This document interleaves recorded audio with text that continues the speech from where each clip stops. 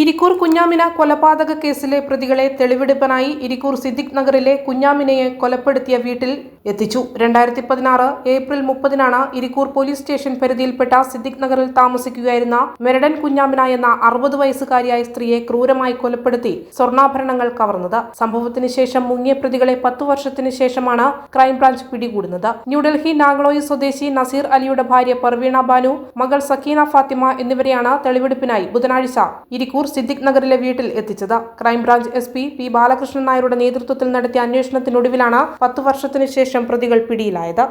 ഒരു കൂസലില്ലല്ലോ